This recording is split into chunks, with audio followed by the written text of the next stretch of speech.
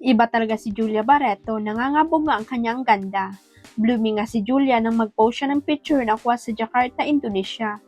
Palaban nga ang ganda ng anak ni Marjorie Barreto sa lugar na iyon. Sabi ni Julia sa kanyang Instagram post, unveiling of the MCL40 in Jakarta. Para nga sa isang event doon ang ganap ni Julia sa Jakarta. Pero nataranta ang kanyang followers dahil fresh na fresh daw ang beauty ng ex-girlfriend ni Gerald Anderson.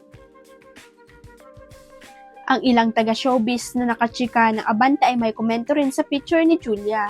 May isang nagsabi na baka may nagpapasaya na uli sa puso ni Julia. Baka nga raw naglilim lang si Julia at may boyfriend na uli. Kaya ang labo hindi, palagi namang maganda si Julia. Wala pa yatang nakitang picture ang Abante, nangarag ang itsura ni Julia. Sabi nga ng mga fan, maalaga sa sarili si Julia Barreto. Humamig na naman ang pugi points at mataas na puntos sa pagiging green flag si Daniel Padilla dahil lang sa pagpupost ng longganisa. 2 beses pa flinex ni Daniel sa Instagram niya ang artisan longganisa.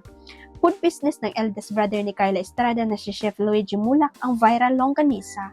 Petuloy ng fans na umorder na nasabing food product dahil natakam daw sila sa picture na pinost ni Daniel sa social media. Kilig-kiligan din ang Kanyel fans at netizens sa effort na ito ng aktor. Very supportive brother-in-law na nga raw ang peg ni Daniel sa pagpopromote ng business ng kuya ng girlfriend niyang si Kyla. Layag na yalayag at tumatapang na nga raw ang aktor na kulang na lang ipagsigawan ang kanyang pagmamahal kay Kyla at sa pamilya nito. Ang bongga ng negosyo ng panganay na anak ni Aga Mulak at Janice de Belen dahil may libreng endorser at si Daniel ngayon. Huwag kalimutang i-click ang subscribe button at i-ring ang notification bell para sa latest chika updates.